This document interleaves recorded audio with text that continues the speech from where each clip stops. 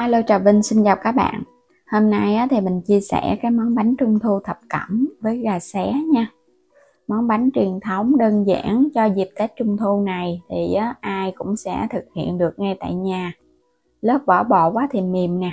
Bên trong thì mình có nhân thập cẩm hạt cùng với gà xé, rất là ngon luôn. Bây giờ mời các bạn mình cùng vào bếp ha. Đầu tiên thì mình dùng ở đây là 400g bột mì nha, bột mì đa dụng. Và bên đây là từ 280 cho đến 300ml nước đường, 50g dầu ăn. Mình dùng thêm chút muối nữa nha, cho cái vỏ bột nó đậm đà. Đây là bơ đậu phộng nè, và nước tro tàu. Rồi bây giờ đầu tiên mình sẽ múc một muỗng cà phê dung bơ đậu phộng nha. Có thì nó sẽ thơm hơn. Cái nước tro tàu này thì mình múc một muỗng canh nhưng mà lưng thôi, là khoảng 8g. Cho muối vô luôn. Tiếp theo là dầu ăn nè. Rồi mình cho nước đường vô luôn nha. Mình dùng ở đây là 280g hay là 280ml đó. Nhưng mà nếu có khô quá thì chút nữa các bạn có thể cho thêm. Cho vô từ từ thôi, đừng có cho một lần. Thì cái lượng nước đường có thể dao động từ 280 cho đến 300ml. Trộn sơ cái rồi mình sẽ cho bột vô nha. Cái bột mì này là từ 9 cho đến 11 protein đó. Các bạn trộn rồi cái mình cho vô hết luôn. Nước đường này thì mình sẽ để đường link ở phần mô tả cho các bạn xem cách làm. Mình trộn xong thì mình thấy cái hỗn hợp bột nó sẽ dẻo mịn vậy nè. Nó không có còn thấy bột khô nữa đó, là bột nó mới được. Mình sẽ dùng tay mình bóp sơ cái cho cái khối bột của mình nó quyện đều hơn. Bột sau khi mà nhồi xong, các bạn cầm lên trên tay mình bóp thử, mình thấy nó mềm dẻo, nó hơi ướt ướt ẩm ẩm thì bánh nó mới ngon nha, đừng có khô quá. Sẽ đậy kín, mình để ở đây cho bột nó nghỉ. Bột nó nở thì bánh ra làm nó mới mềm ngon, ít nhất là khoảng nửa tiếng đồng hồ ha.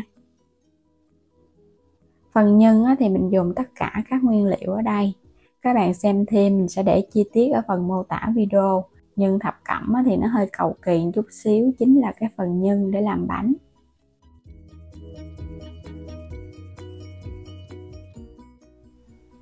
Mình sẽ nói sơ cái phần đây là cái khô gà lá chanh ha, hay là khô gà xé nè. Khô gà này thì các bạn có thể mua sẵn hoặc là mình làm cũng được. Mua sẵn thì những cái chỗ bán khô là có Mình sẽ cho hết những cái loại hạt vô để mình rang lên cho nó chín và nó vàng thơm. Còn riêng mè thì để lại sau, chút nữa rang sau ha. Rồi bây giờ bắt lên trên bếp, rang với lửa nhỏ thôi. Các bạn rang từ từ vậy nè. Cái hạt này nó vàng, nó thơm lên. Lúc này thì mình thấy nó nổ bốc bốc rồi đó. Cái hạt này các bạn thấy nó chuyển màu vàng vàng thì mới được ha. Rồi mình hãy lấy mè mình cho vô sau, tại vì mè nó nhanh chín dữ lắm. Mình sẽ cho hết phần mè trắng vô. Thơm lắm rồi đó. Các bạn cũng rang đều lên, cho mè nó vàng lên nữa cái là được Xem video mà có thích thì vui lòng đăng ký kênh ủng hộ mình ha. Mình có ra thêm một cái kênh Alo Trà Vinh 2 về du lịch. Các bạn xem thêm và đăng ký ủng hộ mình nữa nha. Xong rồi ha. Nó thơm phức mà nó chuyển màu vàng vậy là được rồi. Lạp xưởng ở đây mình dùng 100g.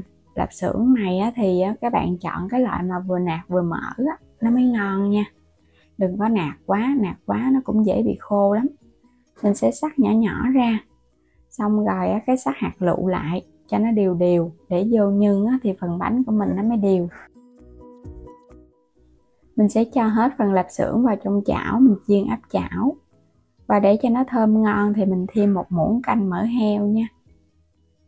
Mỡ heo sẽ giúp cho lạp xưởng của mình nó bóng và nó thấm vào trong nhân, phần nhân nó cũng thơm hơn. Mình đảo chút xíu là mình thấy nó vàng vậy là được rồi nha. Tắt bếp. Sẽ cho hết cái phần khô gà vào trong thau lớn. Các bạn sẽ cho tiếp cái phần nhân đậu xanh. Nhân đậu xanh này thì mình đã chia sẻ rồi. Các bạn xem đường link ở phần mô tả nha. Nước đường nè, mứt gừng và mứt chanh. Tiếp theo là mứt bí sắc hạt lựu. Mình nó sẽ để đường link ở phần mô tả, các bạn xem thêm. Rồi mình cho hết cái phần lạp xưởng đã chiên vô đây luôn, cho hết cái phần nước mỡ vô luôn ha. Có nước mỡ vô á, khi mà nó ngấm vào trong nhân nó thơm lắm. Các loại hạt á, thì rang xong nó còn ấm nóng. Các bạn sẽ cho vào trong cái bọc ni lông á, mình đập nó cho nó nhuyễn bớt ra. Đập sơ sơ vậy nè, cho những cái hạt điều và hạt bí, hạt dưa á, nó bể nát ra một chút. Rồi thì mình sẽ cho trở lại cái thau. Nhìn ngon quá rồi ha, đầy đủ màu sắc rồi nè. Các bạn sẽ lấy lá chanh mình sắc vô nha. Lá chanh này mình dùng khoảng 10 lá nhỏ nhỏ, sắc sợi nhỏ nhỏ mình cho vô thì nó thơm ngon lắm. Mình sẽ cho vào đây 2 muỗng canh rượu mai quế lộ hay là nước ớt để cho cái nhân của mình nó thơm và nó kết dính. Thêm vào trong này 1 muỗng canh dung dầu hào, bột bánh dẻo hay là bột bánh in, bột nếp chín. Trộn đều tất cả lên. Bột này thì giúp cho nhân của mình nó dẻo nè và nó kết dính tốt hơn. Nếu mà các bạn không có mua bột nếp chín thì mình dùng cái bột nếp bình thường rang lên cho nó chín cũng được nữa. Rang khoảng 5 phút là nó chín nè. Cho vào trong nhân. Tất cả các nhân này mình làm cho cái nhân này nó chín sẵn, thì mình nướng bánh chỉ cần chín cái vỏ bột nữa là được. Nhưng có hơi khô thì các bạn thêm chút nước, còn nếu mà đủ độ ẩm rồi thì mình không cần phải thêm nước ha. Mình bóp vào thì mình thấy nhân của mình nó dẻo mềm chứ nó không có quá khô ha. Nếu mà khô quá mình nướng bánh không ngon đâu. Mình dùng ở đây là 12 cái lòng đỏ trứng muối nè. Thì mình đã chia sẻ cái cách làm rồi á. Mình rửa qua rượu trắng xong rồi cho dầu mè vô. Các bạn xóc đều lên. Rượu trắng giúp khử mùi tanh của trứng, dầu mè giúp tăng thêm cái hương thơm. Rồi bây giờ các bạn sẽ đem đi hấp 5 phút cho lòng đỏ trứng này nó chín kỹ thì mình làm bánh nó mới được. Quay trở lại phần nhân. Bây giờ thì mình sẽ đi vo nhân luôn ha. Thì phần bột mình dùng là 60g. Phần nhân mình dùng là 120g nha. Mình chia xong thì mình để qua bên một chút nữa, chờ trứng muối nó chín thì mình hãy đi vo cái phần trứng muối vào trong. Bây giờ các bạn sẽ khoét một lỗ ở giữa ha, rồi cái mình cho cái trứng muối vô. Lòng đỏ trứng vịt muối này là mình làm cái loại trứng to nè, cho nên là cái lòng đỏ nó cũng lớn nữa.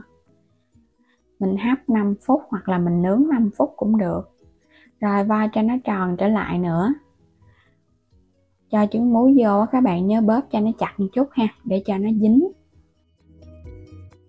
Quay trở lại phần bột mình để yên nửa tiếng. Bây giờ bột của mình nó đã nở rồi đó. Các bạn sẽ lấy nó ra nha. Cái bột này lúc mà mình pha nó hơi ẩm ẩm. Thì khi mà các bạn để cho nó nở là nó vừa nha. Chứ đừng có bột khô quá là bánh ra nó không có ngon. Nó sẽ dễ bị cứng á. Phần bánh mình làm 180g. Thì bột ở đây là mình dùng 60g một viên. Công thức này là mình dùng 12 cái bánh 180g. Làm xong thì bây giờ các bạn sẽ lấy cái miếng giấy nến chống dính mình cán bột ra để cho cái mặt bột nó láng bóng. Còn không có thì các bạn dùng cái màng bọc cũng được. Nhưng mà làm bánh thì mình nhớ chuẩn bị giấy nến ha. Nướng bánh cũng cần đến giấy để chống dính nè. Và là lót vô cái bánh mình nướng cũng dễ hơn. Cán cho nó mỏng ra. Cái bề mặt mà láng thì các bạn để ra bên ngoài. Mình sẽ cho cái viên nhân vào. Cán mỏng thì các bạn bọc nhân nó dễ. Tại vì cái phần bột này cũng mỏng. Mình không có dùng cái bột dày quá đâu. Phần nhân thì nó nhiều. Mình nhớ đè vô ha. Cho cái phần bột nó lắp, nó áp sát vào trong cái viên nhân. Thì cái bánh của mình ra nó mới đều đẹp. Nó không có bị tách rời á. Rồi cái mình túm từ từ vậy nè. Bột nó mềm cho nên là các bạn kéo giãn ra từ từ để lắp cái viên nhân lại. Mình vo cho nó tròn lại nha. Làm vậy nó sẽ láng hơn nè. Các bạn sẽ phủ sơ qua một chút xíu bột mì ha. để chống dính cho cái viên bột á. Một chút nữa mình in ra cái khuôn nó sẽ không có bị dính. Khuôn này là cái khuôn lò xo 180g. Cái phần hoa văn á, thì tùy các bạn thích ha, mình chọn đè cho nó chặt xuống một chút để cho nó có nét. In bánh ra thì mình lót ở bên dưới là cái miếng giấy nến cắt ra ha. Mỗi một cái bánh thì các bạn cắt nó ra một miếng. In thì mình đè xuống vài giây để cho bánh nó có nét. Bánh làm xong rồi nè, nhìn cái bánh cũng sắc nét. Hoa sen, bánh này mình thấy trộn xong là ra cái màu cũng đẹp rồi đó. Và để nướng thì mình dùng cái nồi chiên không dầu. Các bạn nướng bằng lò nướng cũng được nha. Mình nướng bằng cái nồi chiên để cho ai cũng nướng được á. Sẽ nướng lần đầu tiên 180 độ 15 phút. Thời gian chờ bánh chín thì mình chuẩn bị một cái lòng đỏ trứng gà, một muỗng canh rượu mai quế lộ, một muỗng canh dầu mè. Trộn đều tất cả các nguyên liệu này lại ha, rồi các bạn lọc nó qua cái rây để cho nó mịn hơn. Bánh sau khi nướng lần đầu tiên, mình sẽ lấy nó ra. Lúc này bánh vẫn còn nóng dữ lắm, các bạn nhanh tay mình lấy ra hết luôn ha. Rồi cái mình chuẩn bị cái bình nước, mình xịt nước để cho mặt bánh nó nguội. Cái bước xịt nước này giúp bánh của mình nướng ra nó không có bị nứt nè, và mình xịt cho nó nhanh nguội. Sau khi mà bánh nó nguội bớt thì các bạn hãy quét trứng lên nha.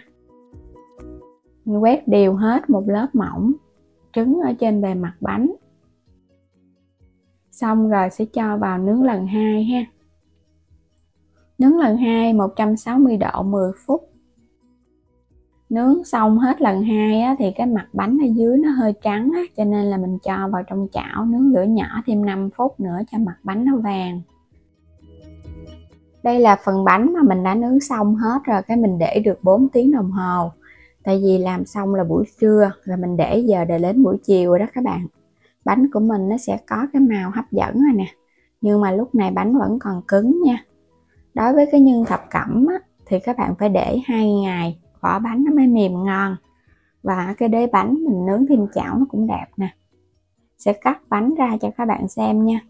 Bánh của mình nó có dùng dầu mè ở trên mặt nên nhìn nó cũng bóng. Bánh này các bạn để qua ngày là cái lượng dầu ở trong bột nó sẽ ra bên ngoài nhìn cái bánh rất là bóng và ngon. Lớp bột nó cũng mềm dẻo hơn nữa đó. Mình thấy kết hợp với nước tro tàu, bánh của mình cái màu nó đẹp hơn so với baking soda. Còn cái độ bóng nó cũng nhiều hơn nữa nè. Cái vỏ bánh truyền thống là kết hợp với nước tro tàu ha. Bảo quản cũng được lâu nữa, mình không cần dùng chất bảo quản nhưng mà mình để cũng lâu. Bánh nó hoàn toàn không có bị mốc hoặc là bị hư gì hết. Bên trong thì phần nhân thập cẩm có thêm gà, mình cho thêm đậu xanh, kết dính rất là tốt luôn. Nhìn bánh hấp dẫn và ngon, không có hề thua cái bánh mà những cái tiệm bánh trung thu bán luôn. Làm ở nhà mình thấy vừa tiết kiệm vừa an toàn, mà bánh sạch nữa, không có chất bảo quản. Bây giờ thì mình chúc các bạn ngon miệng nha. Chúc tất cả các bạn có được cái mùa trung thu im ấm, vui vẻ, hạnh phúc bên gia đình và người thân. Và vui lòng đăng ký kênh miễn phí ủng hộ mình nữa nha. Xin chào tạm biệt và hẹn gặp lại các bạn ở những video tiếp theo.